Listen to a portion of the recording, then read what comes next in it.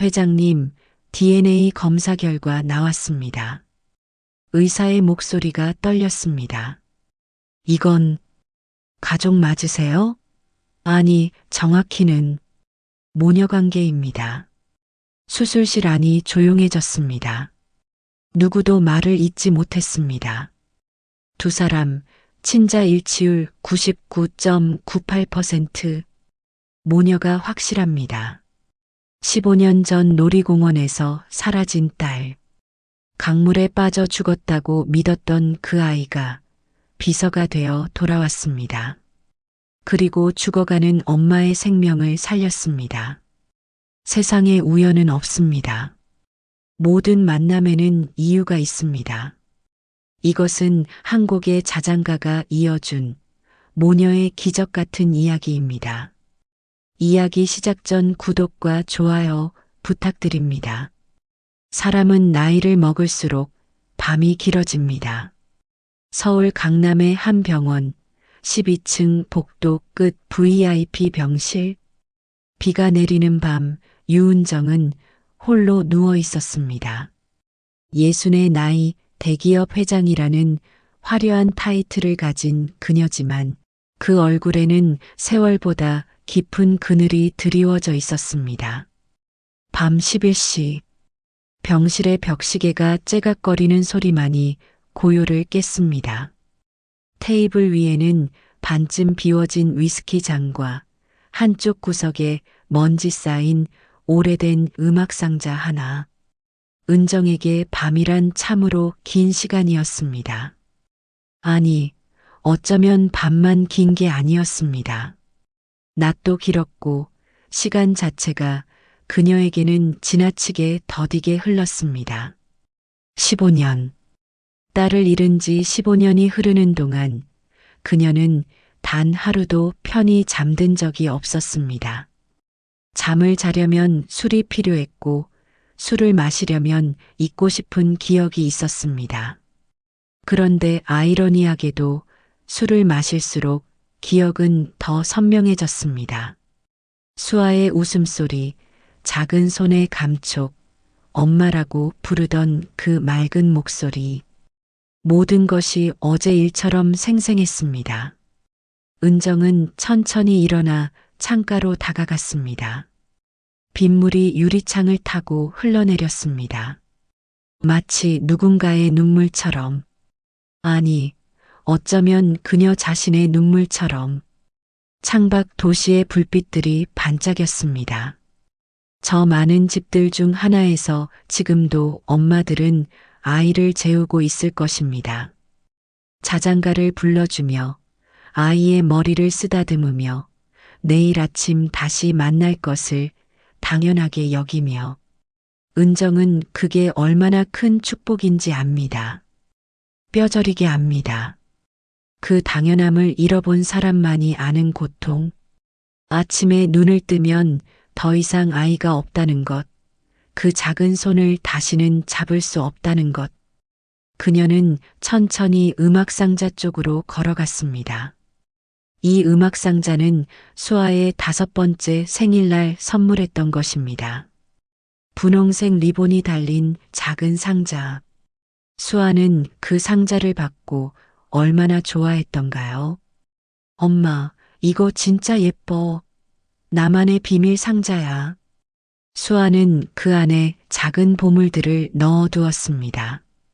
예쁜 조약돌, 공원에서 주운 나뭇잎, 엄마가 그려준 그림. 그리고 매일 밤 잠들기 전 이 상자를 열어 멜로디를 들으며 잠이 들곤 했습니다. 은정은 떨리는 손으로 상자 뚜껑을 열었습니다. 삐걱거리는 소리와 함께 낡은 태엽이 돌아가며 짧은 멜로디가 흘러나왔습니다. 별 하나, 달 하나, 엄마 품 안에 안긴 너. 그 노래, 그 자장가.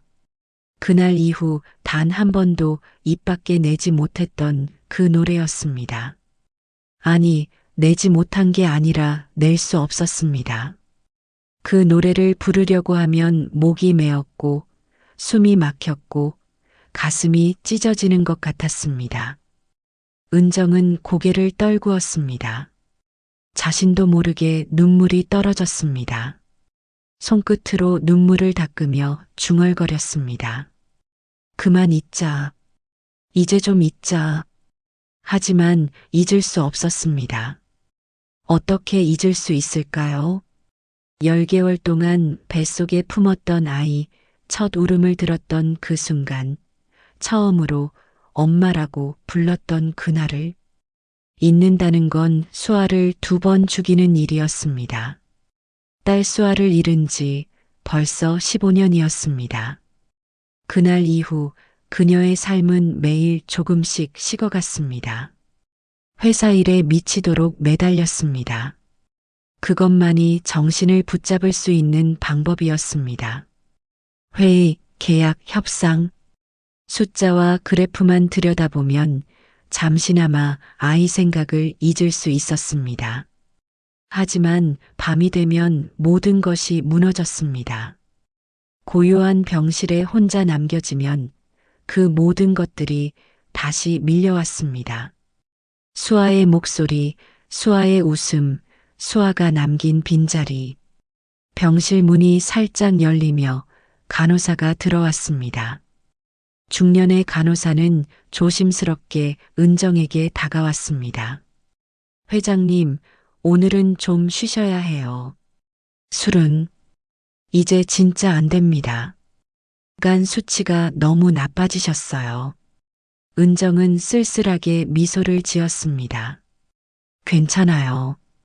이거 없으면 잠이 안 와서요. 잠을 못 자면 생각이 너무 많아져요. 간호사는 안타까운 표정으로 그녀를 바라봤습니다. 이 병원에서 10년 넘게 일한 간호사는 은정이 얼마나 힘든 세월을 보냈는지 알고 있었습니다. 매년 여름이면 더 심해지는 불면증, 술 없이는 잠들 수 없는 밤들.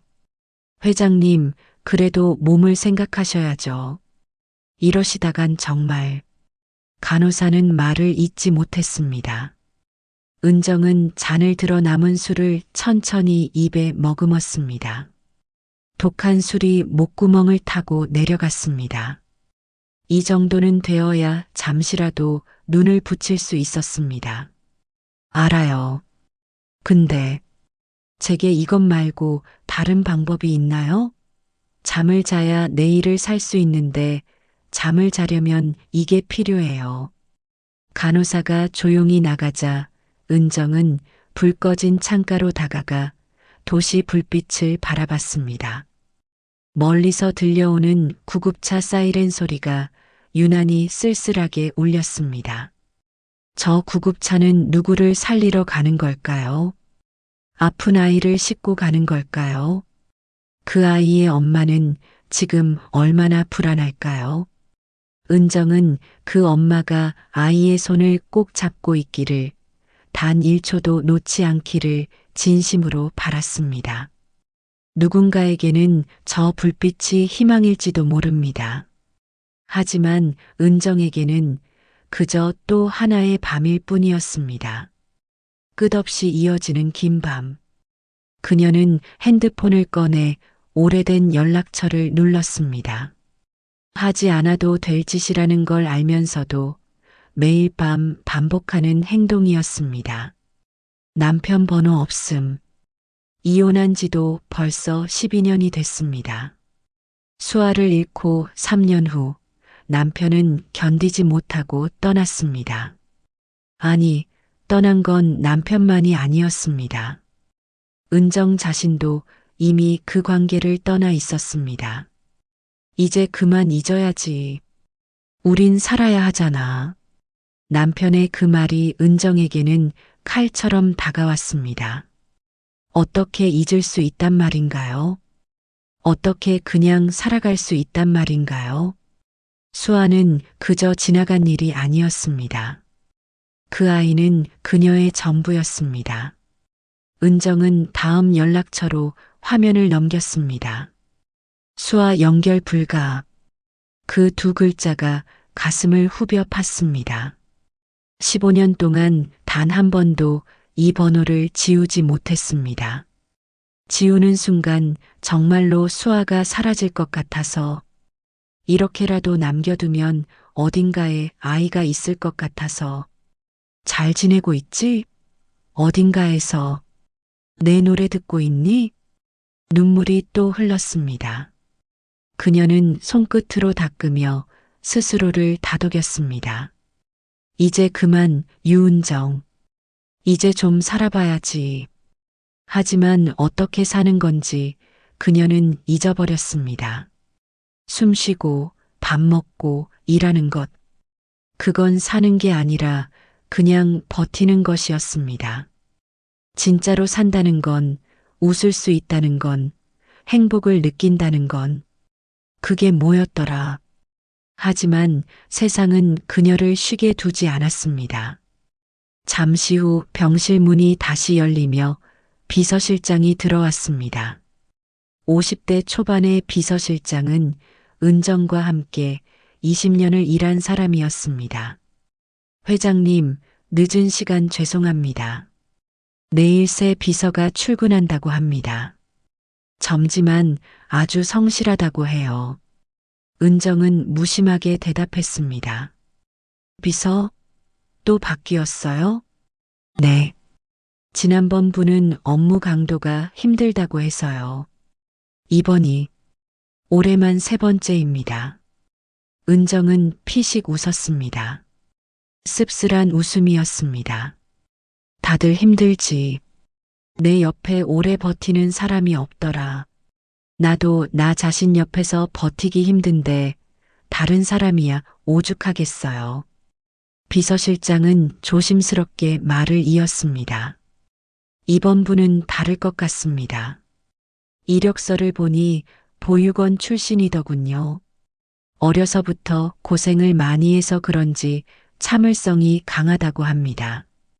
조용하고 성실하대요. 이름이 하연이라고 했습니다. 은정은 무심히 고개를 끄덕였습니다. 하지만 어쩐지 그 이름이 마음에 걸렸습니다. 하연. 어디서 많이 들은 것 같은 이름이네. 나이는 어떻게 되죠? 26이라고 합니다. 아직 어리지만 일은 기대 이상으로 잘한다는 평가를 받았습니다. 26. 은정은 잠시 멍하니 창밖을 바라봤습니다. 수아가 살아있었다면 21살이었을 것입니다. 대학을 졸업하고 어쩌면 첫 직장을 다니고 있었을지도 모릅니다. 어떤 일을 했을까요? 엄마처럼 회사를 물려받았을까요? 아니면 자기만의 길을 걸었을까요? 알겠어요. 내일 만나보죠. 비서실장이 나가고 다시 고요가 찾아왔습니다.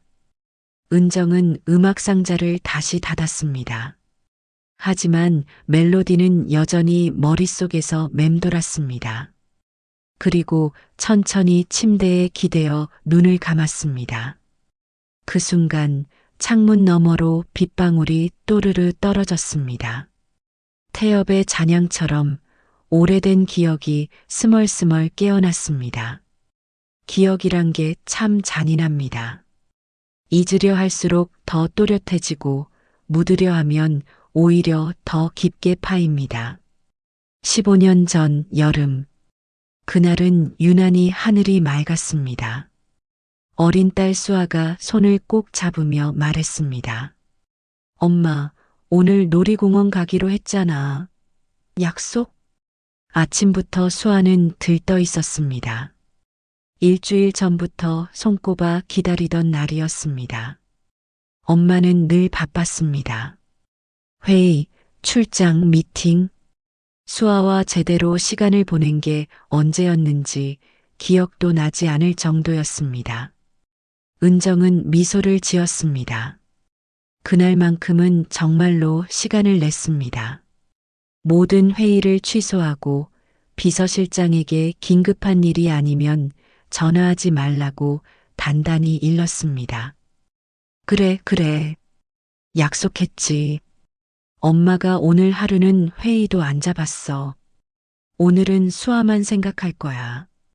수아는 기쁨에 방방 뛰었습니다. 햇살이 반짝이는 그 얼굴 위에 세상에서 가장 순수한 행복이 떠 있었습니다. 6살. 세상 모든 것이 신기하고 재미있는 나이.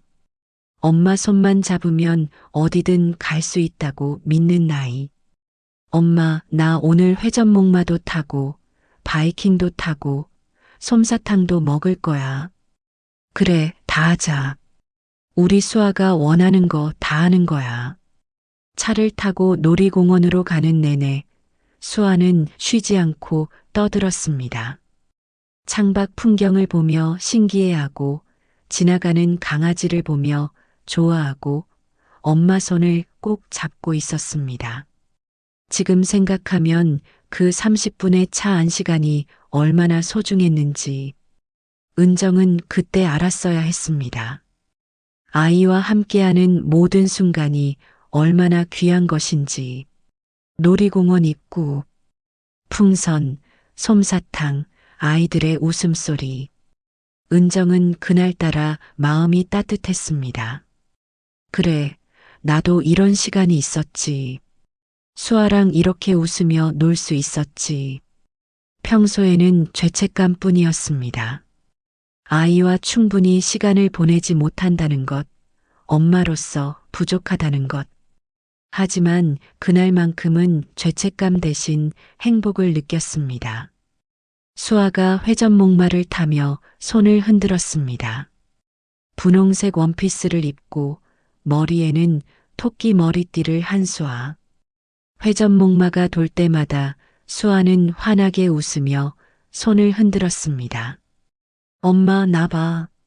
공주 같지? 은정은 손을 흔들며 소리쳤습니다. 그래, 우리 수아는 세상에서 제일 예쁜 공주야. 사진을 찍어줬습니다. 수아의 행복한 얼굴이 카메라에 담겼습니다. 그 사진은 지금도 은정의 지갑 속에 있습니다. 15년 동안 단 한 번도 꺼내지 않은 지갑 속에. 회전목마가 끝나고 수아가 뛰어왔습니다. 엄마, 재밌었어. 다음엔 뭐 타? 수아가 정해. 오늘은 수아가 왕이야. 수아는 고민하다가 범퍼카를 가리켰습니다. 그리고 또 웃었습니다. 그 웃음, 그 맑은 웃음. 은정은 그 웃음을 다시는 볼 수 없을 줄 몰랐습니다. 점심때가 되자 수아는 배가 고프다고 했습니다. 은정은 수아가 좋아하는 스파게티를 사주었습니다. 수아는 포크로 면을 돌돌 말아 먹으면서도 신이 나 있었습니다. 엄마, 오늘 정말 재밌어. 우리 다음 주에도 올까? 그럼 올 수 있지. 엄마가 시간 낼게. 그런데 은정은 그 약속을 지키지 못했습니다. 지킬 수 없었습니다. 그 약속은 영원히 이루어질 수 없는 약속이 되었습니다. 식사를 마치고 다시 놀이기구를 타러 갔습니다. 수아는 이번엔 관람차를 타고 싶다고 했습니다. 엄마, 관람차 타면 세상이 다 보인대. 우리 집도 보이려나? 글쎄, 한번 타보자. 그때였습니다. 남편에게서 전화가 걸려왔습니다. 화면에 뜬 이름을 보는 순간 은정은 한숨을 쉬었습니다. 무슨 일일까요? 분명 회사 일일 것입니다. 여보, 지금 중국 바이어가 급히 잡혔어. 오늘 밤 비행기 타야 해. 애는 내가 봐야겠어. 은정은 짜증이 났습니다. 오늘 하루만큼은 방해받고 싶지 않았습니다. 하지만 목소리에는 내색하지 않았습니다. 알겠어. 당신 일하느라 바쁘잖아. 수아랑 나 오늘 하루 잘 보낼게. 은정은 잠시 시선을 돌려 통화했습니다. 단 30초? 정말 그 30초가 전부였습니다. 계약 내용을 확인하고 서류를 어디에 두었는지 알려주고 끊었습니다. 30초. 그 짧은 시간. 전화를 끊고 고개를 돌렸을 때였습니다. 엄마. 수아의 목소리가 들리던 방향엔 이미 아이의 모습이 보이지 않았습니다. 처음엔 대수롭지 않게 생각했습니다. 아이들은 금세 여기저기 뛰어다닙니다. 조금만 기다리면 돌아올 것입니다. 수아야? 수아야, 어디 갔어? 1분, 2분이 지났습니다. 수아가 보이지 않았습니다. 은정은 주변을 둘러봤습니다. 관람차 주변, 매점 앞, 벤치. 어디에도 분홍색 원피스를 입은 아이가 보이지 않았습니다. 수아야. 조금 더 큰 소리로 불렀습니다. 주변 사람들이 쳐다봤습니다. 하지만 수아는 대답하지 않았습니다. 5분, 10분이 지나고 아이의 모습은 끝내 나타나지 않았습니다. 은정의 심장이 빠르게 뛰기 시작했습니다. 손바닥에 땀이 났습니다. 수아야, 수아야. 이제는 다급한 비명에 가까웠습니다. 사람들이 하나둘 그녀를 쳐다봤습니다. 아이를 잃어버린 엄마라는 걸 알아챘습니다. 혹시 6살 여자아이 못 보셨어요? 분홍색 원피스 입고 토끼 머리띠 했는데 사람들은 고개를 저었습니다. 미안하다는 표정으로. 비가 오기 시작했습니다. 갑자기 먹구름이 끼더니 빗방울이 떨어졌습니다. 사람들은 하나둘 비를 피해 흩어졌고 은정은 미친 듯이 놀이공원을 뛰어다녔습니다. 수아야, 수아야, 엄마 여기 있어. 장난치지 말고 나와봐. 목이 쉬어라 소리쳤습니다. 신발이 벗겨져도 뛰었습니다. 비에 흠뻑 젖어도 멈추지 않았습니다. 사람들을 붙잡고 물어봤습니다. 경비에게 달려갔습니다.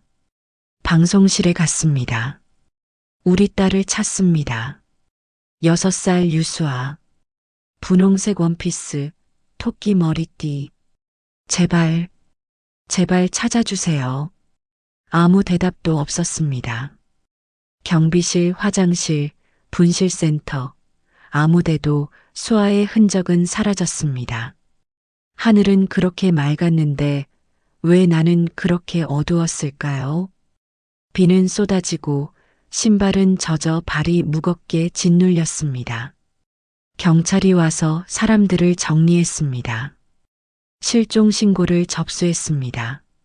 수색을 시작했습니다. 밤이 되어도 수아는 나타나지 않았습니다.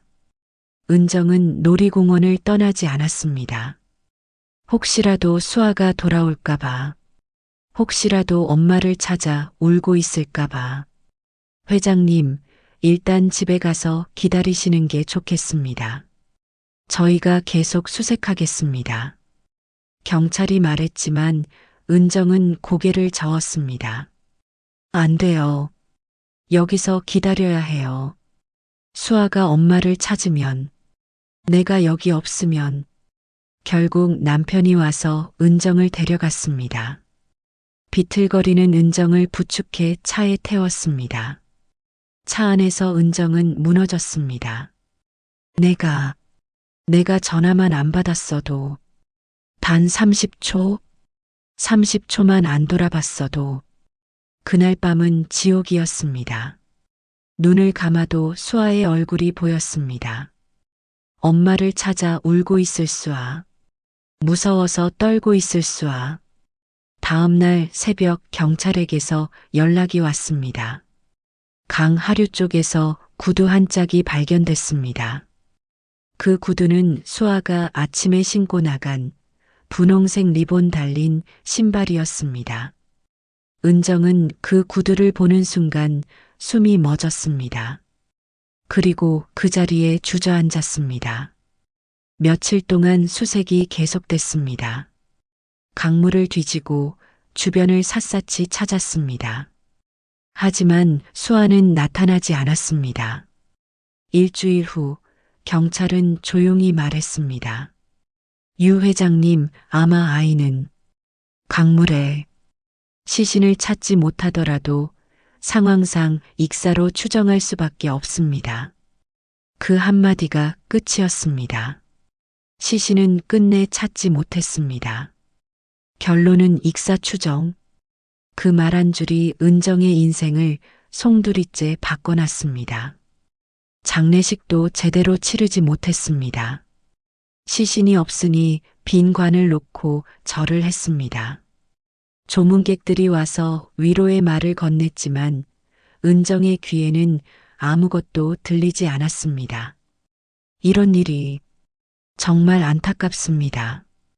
하늘이 무너지는 심정이시겠어요. 시간이 지나면 조금은 나아지실 겁니다. 시간이 지나면 나아진다고요? 은정은 웃었습니다. 미친 사람처럼 웃었습니다. 어떻게 나아질 수 있단 말인가요? 그날 이후 은정은 노래를 부르지 않았습니다. 자장가를 부르면 아이의 얼굴이 떠올랐기 때문입니다. 그 자장가는 수아만을 위한 노래였습니다. 수아 없이 그 노래를 부른다는 건 배신 같았습니다. 밤이 되면 귀에 자꾸 들렸습니다. 엄마, 별노래 불러줘. 그 목소리가 환청처럼 맴돌았습니다. 은정은 베개에 얼굴을 파묻고 울었습니다. 하루도 빠짐없이 은정은 술을 마셨습니다. 잠들기 위해, 그리고 깨어나지 않기 위해. 처음에는 와인 한 잔이면 됐습니다. 그러다 소주를 마시기 시작했고, 이제는 위스키 없이는 눈을 붙일 수 없게 됐습니다. 남편은 점점 냉정해졌습니다. 처음에는 함께 슬퍼했습니다. 하지만 시간이 지나면서 남편은 달라졌습니다. 이제 그만 잊어야지. 우린 살아야 하잖아. 회사도 있고 직원들도 있고. 잊어? 어떻게 잊어? 당신은 잊을 수 있어? 나도 힘들어. 하지만 계속 이렇게 살 순 없잖아. 은정은 웃었습니다. 비웃음에 가까웠습니다. 당신은 잊을 수 있겠지. 그 아이를 10개월 동안 뱃속에 품었던 건 나니까. 밤마다 자장가 불러주던 건 나니까. 손잡고 걸었던 건 나니까. 그날 밤 남편은 서재에서 잤습니다. 그리고 그 후로 부부는 점점 멀어졌습니다. 같은 집에 살면서도 남처럼 지냈습니다. 3년 후 남편이 이혼을 요구했습니다. 미안해. 난 더 이상 못 견디겠어. 당신 옆에 있으면 나도 죽을 것 같아. 은정은 담담하게 이혼 서류에 사인했습니다. 남편을 붙잡을 이유도 힘도 없었습니다. 이미 그녀의 마음은 15년 전 그날에 멈춰 있었으니까요. 그 후 15년, 그녀는 여전히 잠들지 못하는 밤을 보내며 매일 그 아이의 이름을 마음속으로 불렀습니다. 사람들은 시간이 모든 걸 잊게 한다고 했습니다. 하지만 그건 거짓이었습니다. 시간은 잊음을 주지 않았습니다. 대신 그리움을 더 단단하게 굳혀놓았습니다. 한참 후 은정은 창가에 서서 중얼거렸습니다. 수아야, 내가 살아있다면 엄마는 뭐든 줄 수 있을 텐데. 내 목숨이라도. 그녀의 목소리는 한없이 떨렸고 그 순간 병실 스피커에서 작은 안내 방송이 흘러나왔습니다. 유은정 회장님, 내일 새 비서 하연 씨가 도착 예정입니다. 은정은 창밖을 바라봤습니다. 비가 그치고 달빛이 희미하게 비쳤습니다. 그래, 내일은 조금 다른 하루가 오겠지. 아니면 똑같은 하루겠지. 하지만 그때는 몰랐습니다. 그 하루가 내 인생의 모든 밤을 바꿔놓을 거라는 걸. 삶은 참 이상합니다. 모든 걸 잃었다고 생각한 순간 누군가는 조용히 문을 두드립니다. 다음 날 아침, 병원 복도에는 희미한 아침 햇살이 흘러들었습니다.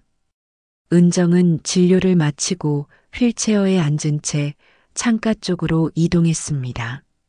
몸이 예전 같지 않았습니다. 사소한 움직임에도 숨이 찼고 어지러웠습니다. 의사는 간이 좋지 않다고 했습니다. 오랜 음주의 결과였습니다. 이식이 필요할 수도 있다고 했습니다. 하지만 은정은 대수롭지 않게 여겼습니다. 어차피 살아야 할 이유도 살고 싶은 마음도 없었으니까요. 그때 문이 살짝 열리며 낯선 여자의 목소리가 들려왔습니다. 실례합니다. 회장님, 비서로 새로 배정된 윤하연이라고 합니다. 은정은 고개를 들었습니다. 그녀의 눈앞에 서 있는 젊은 여자는 또렷한 눈매에 맑은 미소를 띠고 있었습니다. 깔끔한 정장을 입었지만 어딘가 소탈한 느낌이 있었습니다. 그리고 그 미소에는 어딘가 낯익은 따뜻함이 깃들어 있었습니다. 처음 보는 얼굴인데 묘하게 편안한 느낌. 그래요. 들어와요. 하연은 고개를 숙이며 인사했습니다. 오늘부터 회장님 일정 관리와 병원 업무를 함께 돕겠습니다. 부족하지만 최선을 다하겠습니다. 은정은 무심히 고개를 끄덕였습니다. 젊은 비서들은 대부분 한 달을 못 버텼습니다. 까다로운 상사, 불규칙한 일정, 그리고 무엇보다 은정의 우울한 분위기를 견디지 못했습니다. 그래요. 이 일 쉽지 않을 거예요. 각오는 하셨죠? 하연은 밝게 웃으며 말했습니다. 괜찮아요. 제가 좀 끈기가 있어서요. 쉽게 포기하지 않습니다. 그 말투, 그 웃음소리, 은정의 가슴 한켠이 미묘하게 흔들렸습니다. 분명 처음 보는 얼굴인데 왜 이렇게 익숙할까요? 어디서 봤더라. 이 표정, 이 눈빛, 분명히 언젠가 봤던 얼굴인데 은정은 의식적으로 시선을 피했습니다. 너무 오래 쳐다보면 이상할 것 같았습니다. 하지만 하연이 움직일 때마다 말할 때마다 은정의 시선은 자꾸 그쪽으로 향했습니다. 회장님, 오늘 일정 확인해 드릴게요. 오전 10시에 이사회 화상 회의가 있고요. 오후 2시에 정기 검진 예정이십니다. 하연의 목소리는 차분했습니다. 또박또박 말하는 것이 일을 얼마나 꼼꼼히 준비했는지 알 수 있었습니다. 그리고 회장님, 커피 한 잔 드릴까요? 아침을 거르셨다고 들었어요. 은정은 약간 놀랐습니다.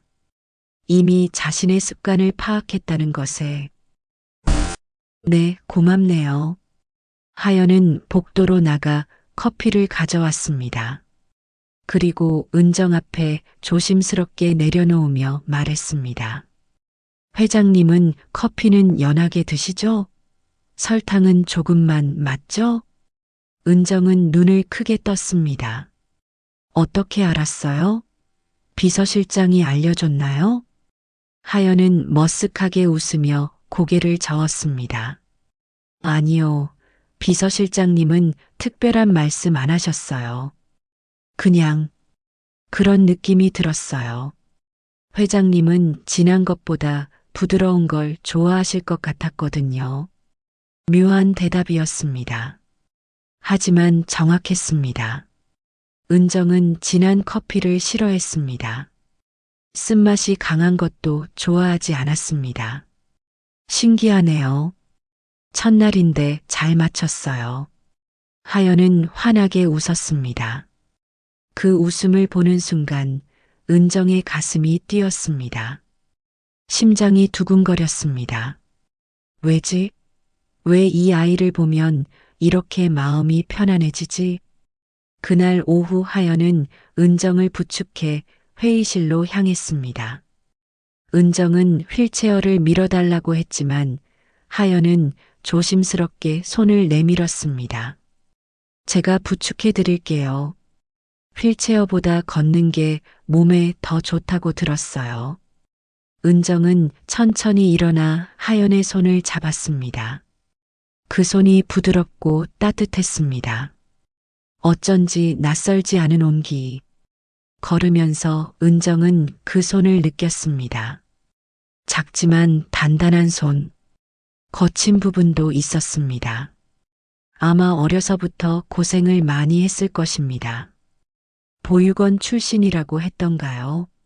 이 손, 어디서 잡아본 것 같은데. 회의가 끝나고 하연이 서류를 정리하다가 작은 음성 알림을 켰습니다. 핸드폰에서 짧은 멜로디가 흘러나왔습니다. 별 하나, 달 하나, 엄마 품 안에 안긴 너.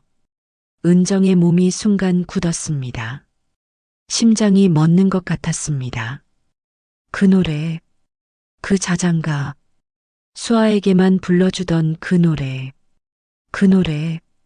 지금 흘러나온 그 노래, 뭐예요?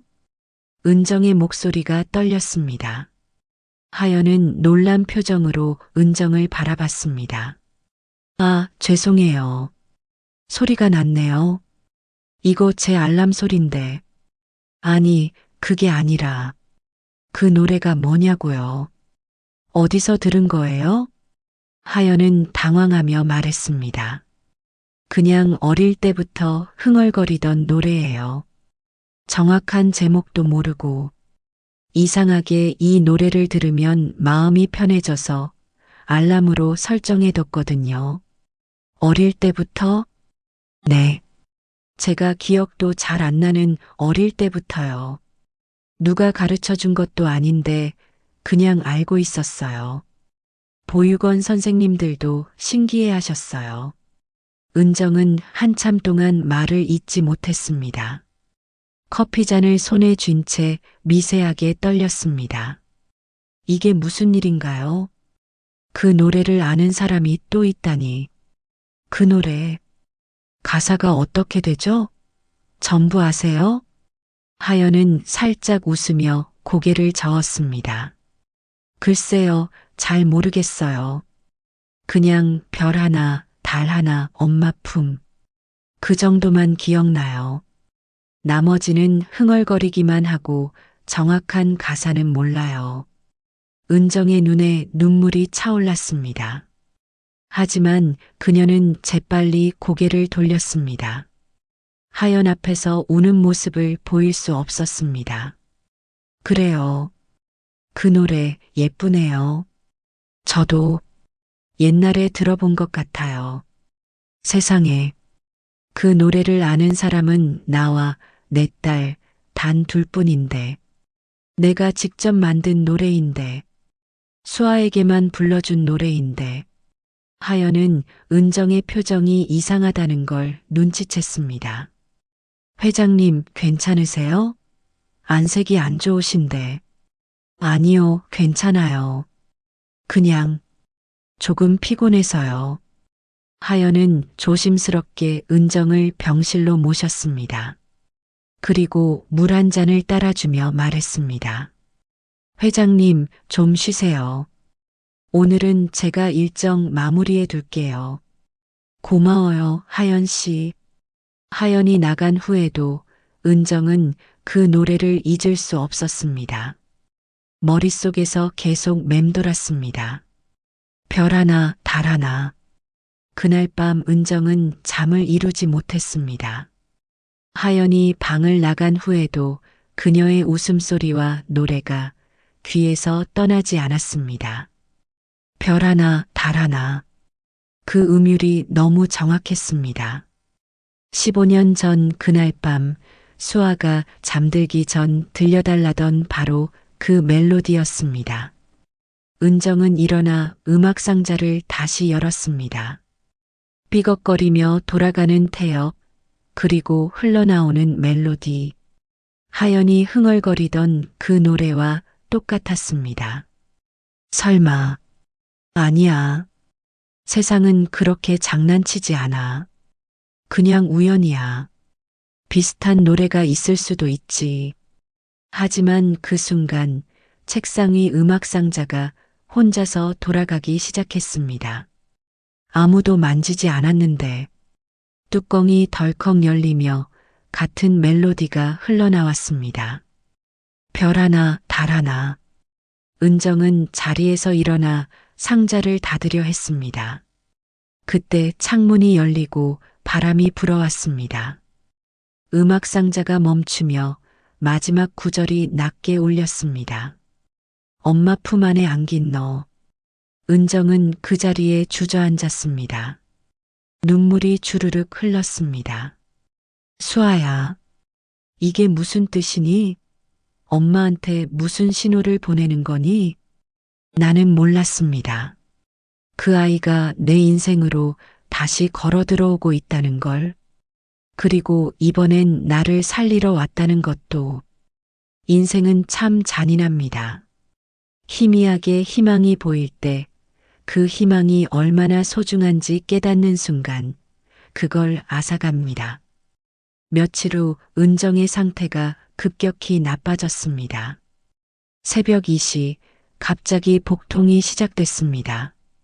온몸이 노랗게 변했고 구토가 멈추지 않았습니다. 회장님, 하연이 급히 간호사를 불렀습니다. 이미 하연은 은정 곁을 떠나지 않고 있었습니다.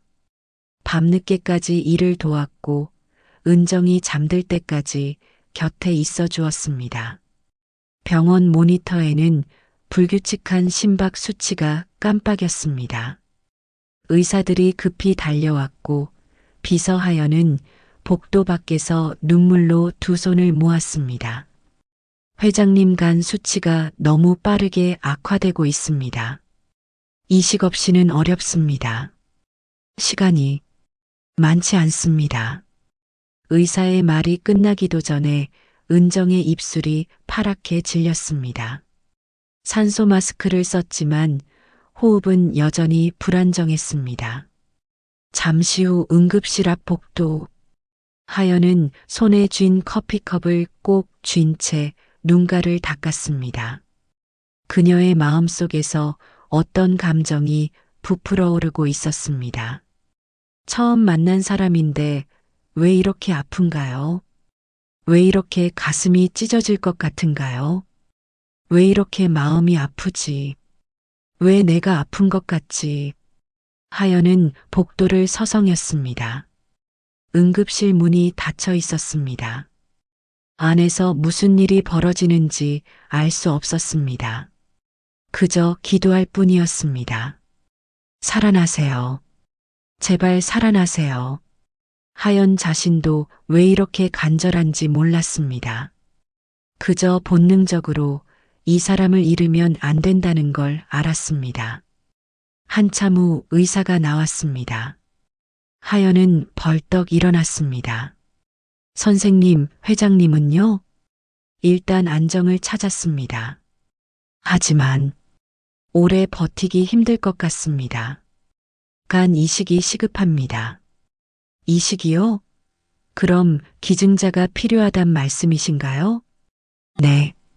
가족 중에 맞는 분이 계시면 좋은데 회장님은 가족이 없으시다고 하더군요.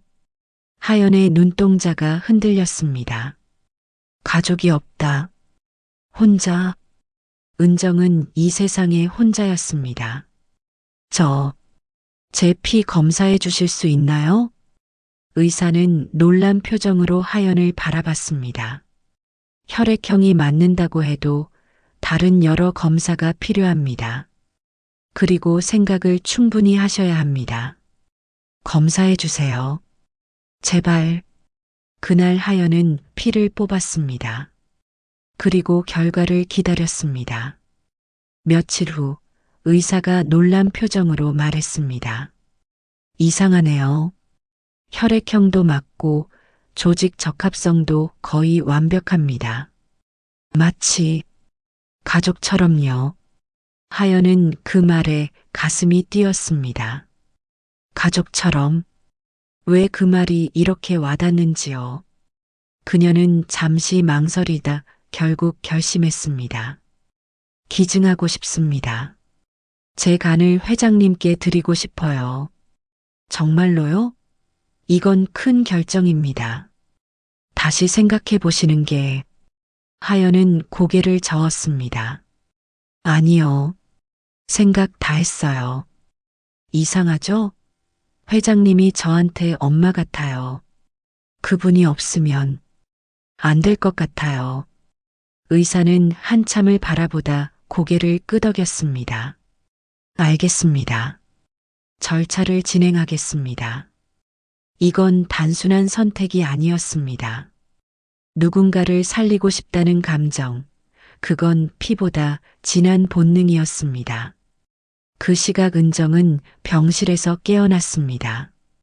창밖엔 밤이 내리고 있었습니다. 창문에 비친 자신의 얼굴이 낯설었습니다. 피부는 노랗게 변했고 손끝이 차가웠습니다. 이제 여기가 끝인가 봐. 사실 두렵지 않았습니다. 죽음이 두려운 게 아니라 오히려 반가웠습니다. 이제 수아를 만날 수 있을까요? 저 세상 어딘가에서 수아가 기다리고 있을까요? 그때 문이 살짝 열렸습니다. 하연이 조용히 들어와 그녀의 손을 잡았습니다. 회장님, 이제 좀 쉬셔야 해요. 은정은 약하게 웃었습니다. 의사 말 들었어요. 나 오래 못 버틴대요. 하연의 눈가에 눈물이 고였습니다. 그럴 리 없어요. 회장님은 강한 분이잖아요. 하연 씨, 세상에 강한 사람은 없어요. 그냥 오래 버틴 사람만 있을 뿐이죠. 그리고 나는 이제 지쳤어요. 잠시 침묵이 흘렀습니다. 하연은 손을 꼭 쥐었습니다. 회장님 혹시 가족은 없으세요? 은정은 눈을 감았습니다. 있었죠. 아주 오래전에 내 전부였던 딸이 있었어요. 하연의 손끝이 미세하게 떨렸습니다. 딸이요? 네. 6살. 이름은 수아. 별처럼 예쁜 아이였죠. 근데 어느 날 내 손을 놓쳤어요. 단 30초. 전화 받느라 고개를 돌린 30초 사이에 그 아이가 사라졌어요. 하연의 눈동자가 크게 흔들렸습니다. 그녀의 가슴 속 어딘가에서 묘한 전류가 흐르듯 뭔가가 울렸습니다. 별처럼 예쁜 아이. 은정은 작게 웃었습니다. 그래요. 그 아이에게 자장가를 불러주던 기억이 아직도 생생해요. 내가 직접 만든 노래였어요. 세상에 단 2사람만 아는 노래. 나와 수아만. 그녀는 입술을 떨며 낮게 흥얼거렸습니다. 별 하나, 달 하나. 엄마 품 안에 안긴 너. 하연의 손끝이 멈췄습니다. 눈동자에 눈물이 고였습니다. 심장이 빠르게 뛰었습니다. 그 노래, 왜 이렇게 익숙하지? 왜 이렇게 가슴이 아프지? 운명이란 건 이유를 묻지 않습니다. 단지 다시 만나야 할 사람들을 아무렇게나 엮어놓습니다. 며칠 뒤 하연은 수술 동의서에 조용히 사인을 했습니다. 그녀의 이름 윤하연 옆에 적힌 문구. 생체간 이식 기증자. 그녀는 수술실 앞에서 잠시 하늘을 올려다봤습니다. 맑은 하늘에 별 하나가 반짝이고 있었습니다. 별 하나, 달 하나. 그 노래 부르면 회장님이 웃을까요? 다시 살고 싶다는 생각을 하실까요? 그날 밤 은정은 수술 전 마취 준비를 하며 하연이 병실 문 앞에 서 있는 걸 봤습니다. 그녀는 잠시 손을 들어 하연의 얼굴을 바라봤습니다. 고마워요, 하연 씨. 내가 평생 갚지 못할 빚을 지네요. 하연은 미소 지으며 말했습니다. 그럼 꼭 살아서 갚으세요. 그게 제가 바라는 전부예요. 회장님이 사셨으면 좋겠어요. 행복하셨으면 좋겠어요. 은정의 눈에서 눈물이 흘렀습니다. 왜 이렇게까지 해주는 거예요? 하연은 잠시 망설이다 말했습니다. 저도 잘 모르겠어요. 그냥 회장님을 보면 가슴이 따뜻해져요. 마치 오래전부터 알던 사람 같아요. 그날 밤 그 아이의 눈빛이 왜 그렇게 따뜻했는지 나는 몰랐습니다. 그저 느꼈습니다. 이 아이의 피는 내 피와 닮았습니다. 사람의 인연이란 실처럼 가늘어 보여도 결국엔 다시 그 끝을 찾아 매듭이 됩니다. 하얀 복도 끝, 차가운 수술대 위. 유은정은 마취 준비를 하며 조용히 천장을 바라보고 있었습니다. 빛이 눈부셨습니다. 마지막으로 보는 빛일지도 모른다는 생각이 들었습니다. 선생님, 한 가지 부탁이 있어요. 의사가 다가왔습니다. 네, 회장님. 말씀하세요. 은정은 마치 마스크를 쓴 채 힘겹게 입을 열었습니다. 그 아이, 내 간을 주는 그 아이. 그 아이 혈액 좀 제 거랑 비교해 주세요. DNA 검사도요. 그냥 혹시나 해서요. 의사는 잠시 놀란 듯 그녀를 바라봤습니다. 이상한 부탁이었습니다. 하지만 은정의 눈빛이 너무나 간절해서 의사는 고개를 끄덕였습니다. 알겠습니다, 회장님. 수술 후의 결과 알려드리겠습니다. 마취약이 천천히 몸속으로 퍼졌습니다. 눈꺼풀이 무겁게 내려앉으며 은정의 마음속에 오래된 기억들이 흘러나오기 시작했습니다. 잠과 기억의 경계가 흐려질 때 사람은 가장 사랑했던 순간으로 돌아갑니다. 장맛비가 쏟아지던 놀이공원. 분홍색 우비를 입은 어린 수아가 웃고 있었습니다. 엄마, 나 노래 부를래. 별 노래. 그래, 불러봐. 별 하나, 달 하나, 엄마 품 안에 안긴 너. 그 순간 은정의 눈에서 눈물이 흘렀습니다. 마취 속에서도 그 노래가 귓가를 맴돌았습니다. 세상 모든 소음이 멎고 그 노래만이 남았습니다. 별 하나, 달 하나, 엄마 품 안에 안긴 너. 수술실의 조명이 꺼지고 시간이 멈춘 듯 했습니다. 의사들이 분주히 움직였습니다. 하연의 침대가 바로 옆으로 이동했습니다. 그녀는 이미 마취에 들어간 상태였습니다. 수술 시작합니다. 어둠 속에서도 나는 누군가의 목소리를 들었습니다. 살아야 합니다. 꼭 살아야 합니다. 그 목소리는 낯설지 않았습니다. 마치 오래전 내가 잠들 때마다 들리던 그 자장가 같았습니다.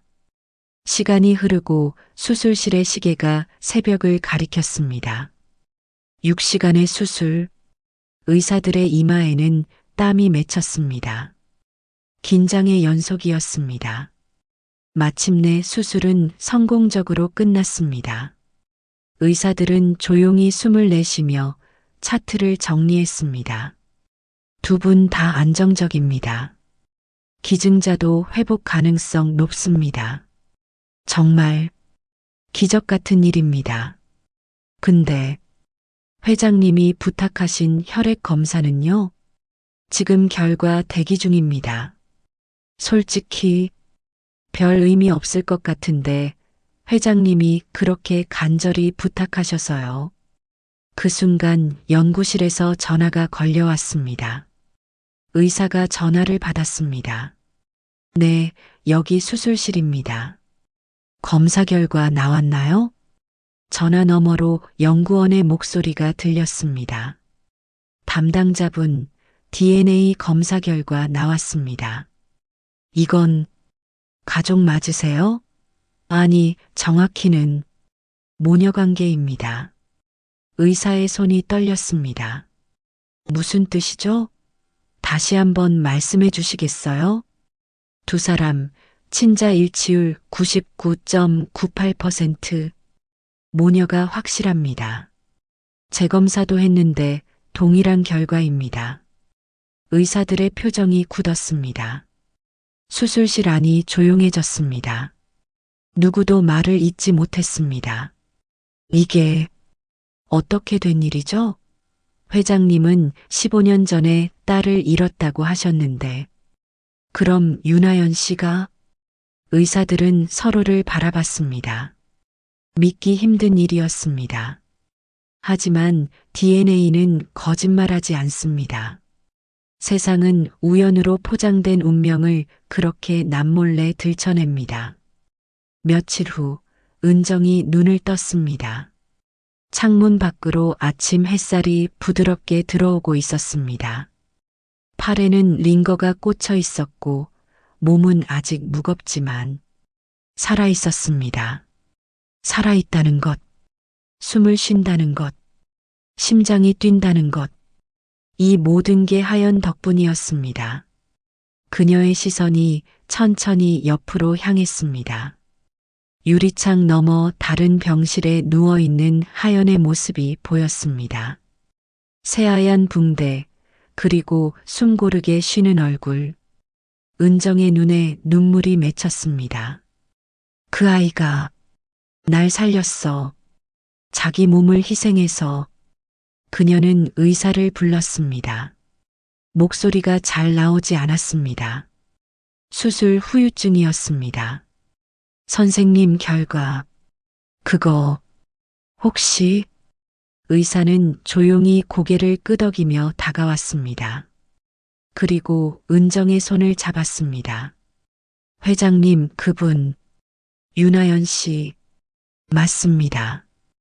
DNA 검사 결과 그 아이는 회장님의 친딸입니다. 99.98% 일치율입니다. 은정의 손이 입을 가렸습니다. 숨이 멎는 듯한 침묵이 흘렀습니다. 그녀는 손끝으로 심장을 짚었습니다. 심장이 미친 듯이 뛰고 있었습니다. 수아야, 내가 내 옆에 있었구나. 15년 동안 내가 살아 있었구나.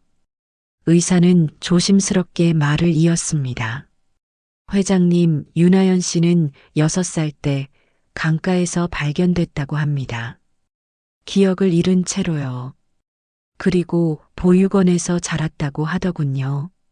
강가에서. 그럼 죽은 게 아니었어. 물에 빠진 게 아니라 살아 있었던 거야. 나는 그제야 깨달았습니다. 세상은 나에게 딸을 데려간 게 아니라 딸을 돌려보낼 준비를 하고 있었던 겁니다. 그 기다림의 시간은 단지 다시 안을 수 있을 만큼의 용기를 내게 주기 위한 거였습니다. 은정은 침대에서 일어나려 했습니다. 하지만 몸이 말을 듣지 않았습니다.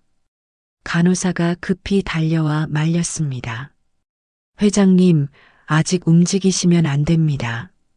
수술하신 지 얼마 안 됐어요. 안 돼요. 딸을 봐야 해요. 내 딸을. 15년 만에 다시 찾은 내 딸을. 간호사는 의자를 끌어 하연의 병실 앞으로 은정을 데려갔습니다. 유리창 너머로 하연이 보였습니다. 고른 숨소리, 평화로운 얼굴. 은정은 조용히 손을 뻗어 유리창을 만졌습니다. 엄마가 늦었지. 너무 늦게 찾아와서 미안해. 15년 동안 엄마가 너를 찾지 못해서 미안해. 하연의 눈썹이 살짝 움직였습니다. 마치 그 목소리를 들은 듯이 피로 이어진 인연은 언젠가 사라집니다. 하지만 노래로 이어진 인연은 다시 돌아옵니다. 그 노래가 우리를 다시 만나게 했습니다. 진실이란 건 때로는 축복이지만 때로는 감당하기 힘든 무게가 됩니다. 3일 후 하연이 천천히 눈을 떴습니다. 희미한 시야 너머로 하얀 천장이 보였습니다. 몸이 무겁고 배 부근이 욱신거렸습니다. 여기가 어디지? 아, 수술. 기억이 돌아왔습니다. 수술 동의서에 사인했던 것, 수술실로 들어갔던 것. 간호사가 다가왔습니다. 윤하연 씨, 정신 드세요? 수술 잘 끝났습니다. 이제 회복만 하시면 됩니다. 정말 대단하세요. 용감한 결정이었어요. 하연은 천천히 고개를 돌렸습니다. 창문 너머로 은정의 병실이 보였습니다. 은정은 휠체어에 앉아 이쪽을 바라보고 있었습니다. 눈물을 흘리며 회장님은 괜찮으신 거죠? 간호사는 환하게 웃으며 말했습니다. 네, 덕분에 많이 좋아지셨습니다. 하연 씨 덕분이에요. 정말 고마운 일을 하셨어요. 하연은 안도의 한숨을 내쉬었습니다. 다행이다. 정말 다행이야. 그분이 살아계셔서 그 순간 병실 문이 조용히 열렸습니다. 은정이 휠체어를 타고 천천히 들어왔습니다. 그녀의 얼굴엔 눈물 자국이 남아 있었습니다. 하지만 그 눈빛은 15년 만에 처음으로 생기가 돌고 있었습니다. 하연 씨, 깨어났구나. 회장님, 아직 몸이 안 좋으실 텐데. 왜 여기까지 오셨어요? 쉬셔야죠. 은정은 말없이 침대 옆으로 다가왔습니다. 그녀는 떨리는 손으로 하연의 손을 잡았습니다. 그 손길이 너무나 조심스러웠습니다. 마치 다시 놓칠까봐 두려워하는 것처럼. 고마워요. 정말 고마워요. 내 목숨을 살려줘서. 아니에요, 전 그냥 회장님이 살아계셔야 한다고 생각했을 뿐이에요. 그게 당연한 거잖아요. 은정은 고개를 떨구었습니다. 눈물이 또 흘렀습니다. 그녀는 한참을 그렇게 앉아 있다가 조심스럽게 입을 열었습니다. 하연 씨, 나 할 말이 있어요. 아주 중요한 말. 하연은 은정을 바라봤습니다.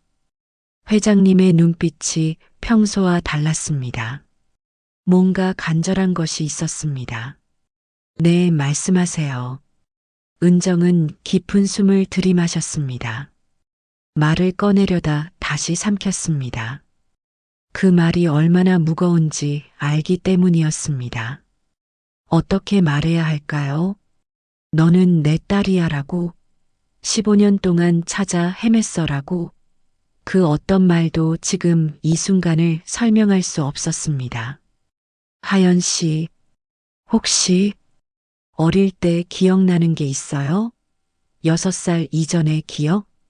하연은 잠시 생각하다 고개를 저었습니다. 잘 모르겠어요. 사실 전 어릴 때 기억이 거의 없어요. 보육원 선생님이 말씀하시길 제가 6살 때 강가에서 발견됐대요. 머리를 다쳐서 기억을 잃었다고. 그때부터 보육원에서 자랐고요. 은정의 눈빛이 크게 흔들렸습니다.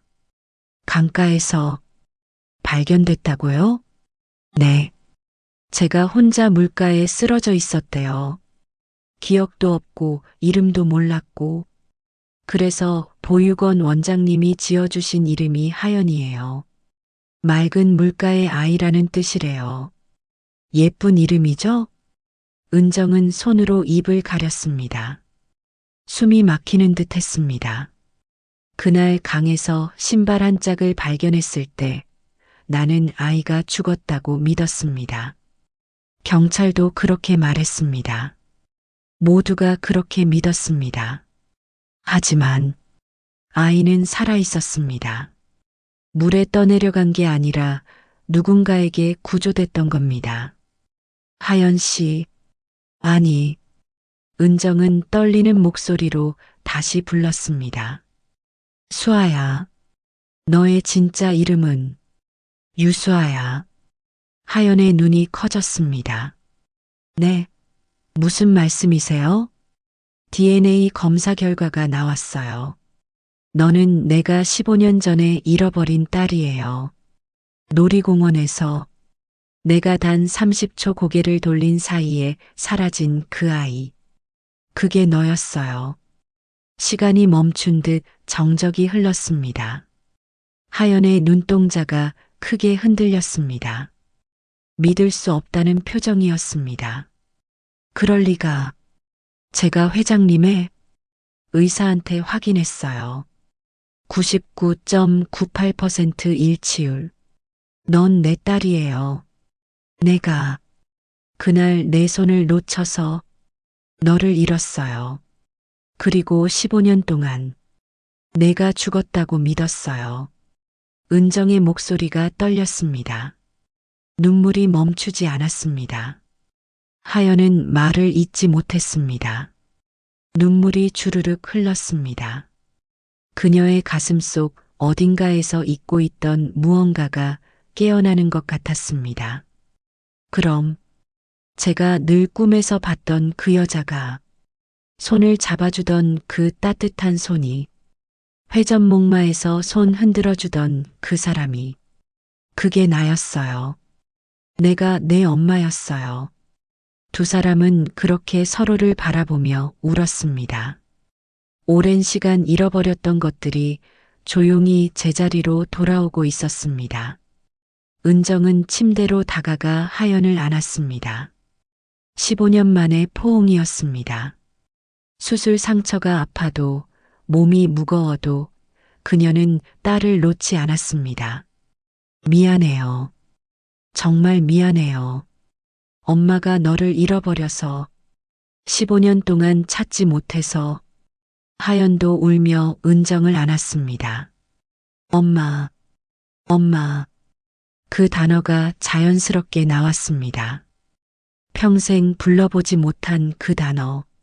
엄마. 세상에는 우연이란 게 없습니다. 모든 만남에는 이유가 있고 모든 이별에는 다시 만날 날이 있습니다. 그리고 그날은 바로 오늘이었습니다. 며칠 후 은정과 하연은 나란히 병실 소파에 앉아 있었습니다. 창밖으로 따스한 햇살이 들어왔습니다. 회복 중인 두 사람은 천천히 이야기를 나누고 있었습니다. 엄마, 그날 놀이공원에서 정말 무슨 일이 있었어요? 은정은 천천히 그날의 이야기를 했습니다. 전화를 받았던 30초, 수아가 사라진 것, 미친 듯이 찾아 헤맨 것, 강가에서 발견된 구두. 그 구두를 보는 순간 나는 모든 게 끝났다고 생각했어요. 내가 강물에 빠졌다고, 다시는 볼 수 없다고. 하연은 은정의 손을 꼭 잡았습니다. 엄마, 엄마 잘못이 아니에요. 전 살아 있었어요. 그리고 이렇게 다시 만났잖아요. 15년이에요. 15년 동안 내가 너를 찾지 못했어요. 넌 혼자 보육원에서. 하연은 미소를 지었습니다. 힘들었어요. 특히 처음에는요. 기억도 없고 왜 보육원에 있는지도 몰랐으니까요. 다른 아이들은 주말마다 부모님이 찾아오는데 전 항상 혼자였어요. 은정의 가슴이 찢어지는 것 같았습니다. 미안해요. 정말 미안해요. 아니에요, 엄마. 그래도 좋은 사람들을 많이 만났어요. 보육원 원장 선생님은 정말 좋으셨거든요. 밤마다 제 옆에 앉아서 책도 읽어주시고, 노래도 불러주시고. 노래? 네. 근데 이상한 건 전 원장 선생님 노래보다 제 머릿속에 있던 다른 노래가 더 좋았어요. 별 하나, 달 하나. 그 노래요. 은정은 눈물을 흘리며 고개를 끄덕였습니다. 그건 엄마가 불러준 노래예요. 내가 잠들 때마다 불러줬어요. 내가 직접 만든 노래였어요. 그래서 이렇게 마음에 와닿았나 봐요. 기억은 없었지만 마음이 기억하고 있었나 봐요. 두 사람은 오랫동안 이야기를 나눴습니다. 잃어버린 15년의 시간을 조금씩 채워가고 있었습니다. 한 달 후, 은정과 하연은 모두 건강을 회복했습니다. 이제 태어날 날이 얼마 남지 않았습니다. 어느 날 저녁 은정은 하연을 창가로 불렀습니다. 수아야, 이제 우리 집에 가자. 내가 어렸을 때 살던 그 집, 내 방도 그대로 있어. 15년 동안 하나도 안 건드렸어. 하연의 눈에 눈물이 고였습니다. 정말요? 제 방이? 응. 내 인형들, 내 옷들, 내가 그리던 그림들. 모두 그대로야.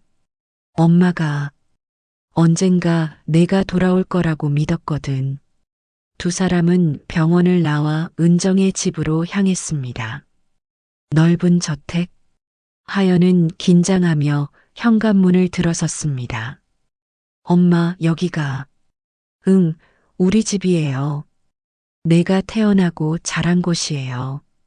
은정은 하연의 손을 잡고 2층으로 올라갔습니다. 복도 끝 방문을 열었습니다. 분홍색 벽지, 인형들, 작은 침대. 모든 것이 15년 전 그대로였습니다. 여기가 내 방이에요.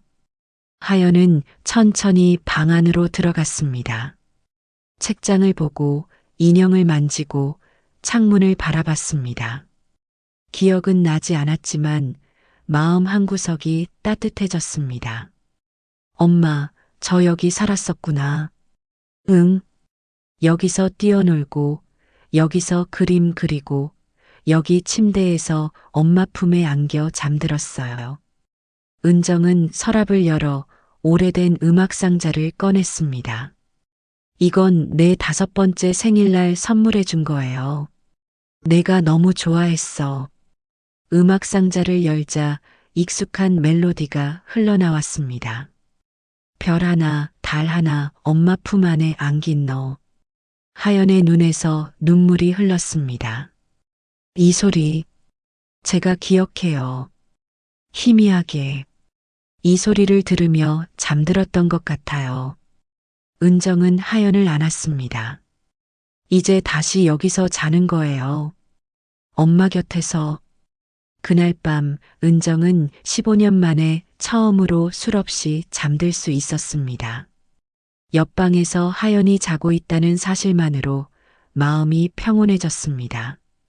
침대에 누워 천장을 바라보며 은정은 조용히 중얼거렸습니다. 고마워요. 정말 고마워요. 내 딸을 돌려줘서.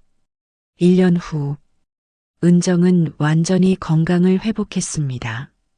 하연, 아니 수아도 이제 은정의 딸로서 당당히 살아가고 있었습니다. 어느 날 은정은 대규모 주주총회를 열었습니다. 단상에서 마이크를 잡았습니다. 여러분, 오늘 제가 소개할 사람이 있습니다. 청중들이 숨을 죽였습니다. 제 딸 유수아입니다.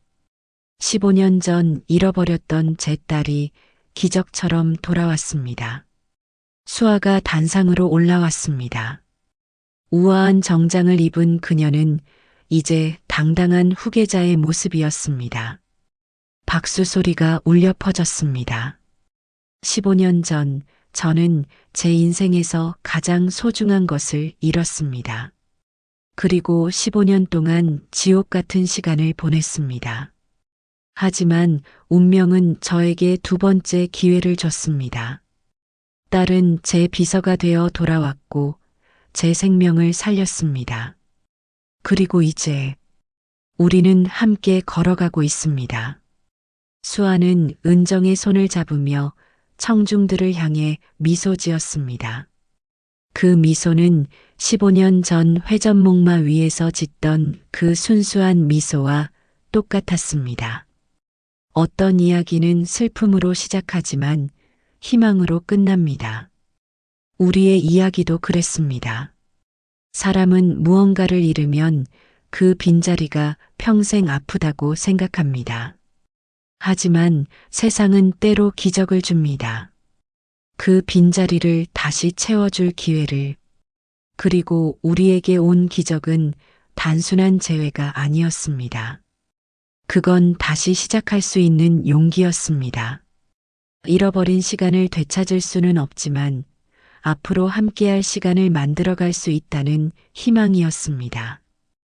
그날 밤 은정과 수아는 거실에 함께 앉아 있었습니다.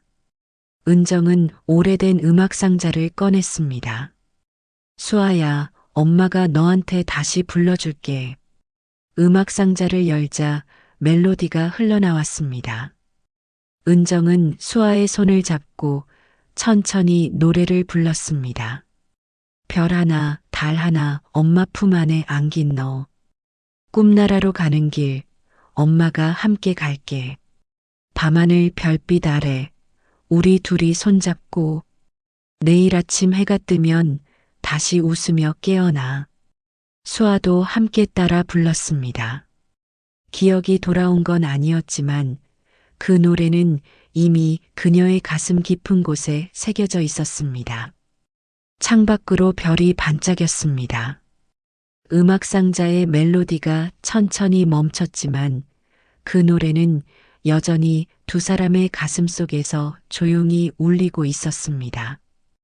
별 하나, 달 하나, 엄마 품 안에 안긴 너. 자장가가 흐르던 그 밤부터 우리는 다시 시작할 수 있었습니다.